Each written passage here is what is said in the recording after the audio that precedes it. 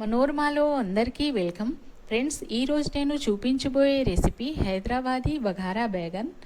ఇప్పటిదాకా నా channel subscribe చేసుకోకపోతే సబ్స్క్రైబ్ చేసుకోండి, లైక్ చేయండి, అలాగే షేర్ చేయండి. నేను చూపించే ఈ కర్రీ రెసిపీ చాలా టేస్టీగా ఉంటుంది.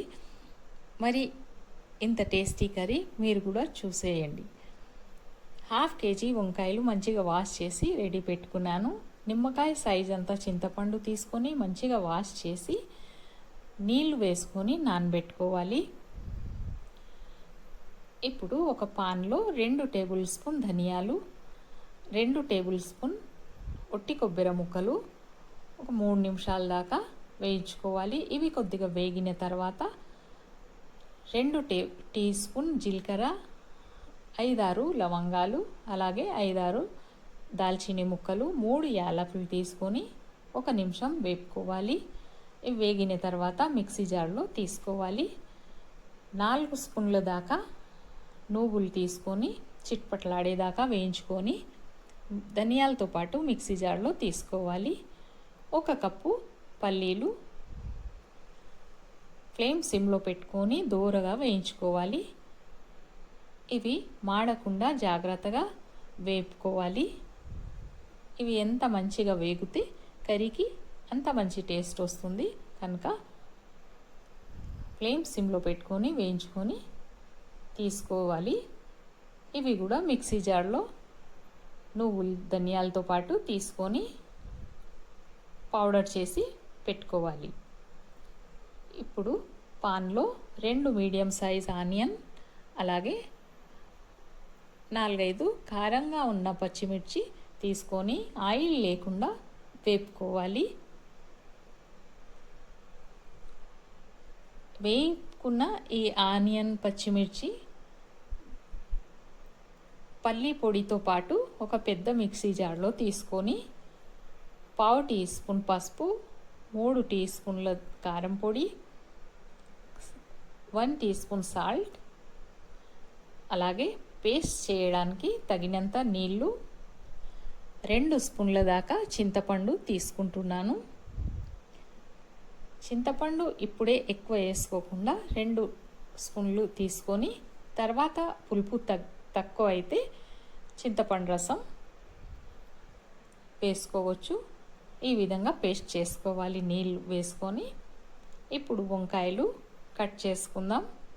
ఒక బౌల్లో వాటర్లో 1 టీ స్పూన్ సాల్ట్ వేసుకొని వంకాయలు ఈ విధంగా 2 సైడ్లు కట్ చేసుకొని నీళ్ళు వేసుకొని తీసుకోవాలి. 1 టీ స్పూన్ సాల్ట్, అలాగే 1/2 టీ స్పూన్ పసుపు వేసుకొని వంకాయలు అన్నీ మంచిగా కలిపేసుకొని పాన్లో 4 స్పూన్ల ఆయిల్ వేసుకొని ఈ వంకాయలు ఫ్రై చేసుకోవాలి. సాఫ్ట్ అయ్యేదాకా వేపుకోవాలి. మూత పెట్టి అప్పుడప్పుడు చెక్ చేసుకుంటా అవి సాఫ్ట్ అయ్యేదాకా వంకాయలు మగ్గనియాలి.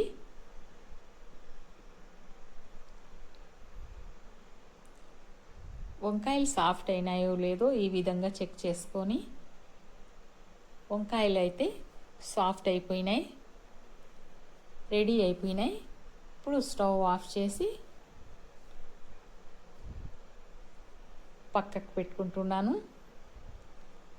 ఇప్పుడు ఏ పాన్ అయినా కడాయి అయినా కర్రీ చేసుకోవడానికి తీసుకొని ఆయిల్, ఇక్కడ నేనైతే ఒక పెద్ద గరిటెడు ఆయిల్ తీసుకొని 1/2 టీ స్పూన్ ఆవాలు వేసుకొని ఆవాలు చిట్పట్లాడిన తర్వాత 2 tablespoon ginger garlic paste brown colour వచ్చి పచ్చి వాసన పోయేదాకా వేపుకోవాలి. ఇది మంచిగా వేగిన తర్వాత గ్రైండ్ చేసిన పల్లీ పేస్ట్ వేసుకొని ఆయిల్ సపరేట్ అయ్యేదాకా వేపుకోవాలి.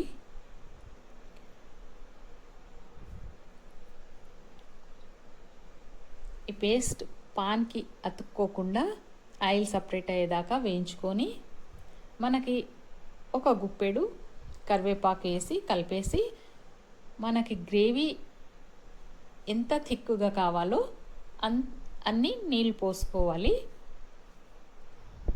నీళ్ళు వేసుకొని గ్రేవీకి తగినంత నీళ్ళు వేసుకొని ఒక్కసారి సాల్ట్ అలాగే పులుపు చూసుకొని తక్కువ అయితే కొద్దిగా చింతపండు రసం, పులుపు తక్కువ అయితే చింతపండు రసం, అలాగే సాల్ట్ తక్కువ అయితే సాల్ట్ వేసుకొని గ్రేవీలో ఉడుకు వచ్చిన తర్వాత ఉడుకుతున్నప్పుడు ఫ్రై చేసిన వంకాయలు వేసుకొని 10 నిమిషాలు మీడియం ఫ్లేమ్ మీద ఉడికించుకోవాలి. ఆయిల్ పైనకి కనిపించేదాకా ఉడికించుకోవాలి.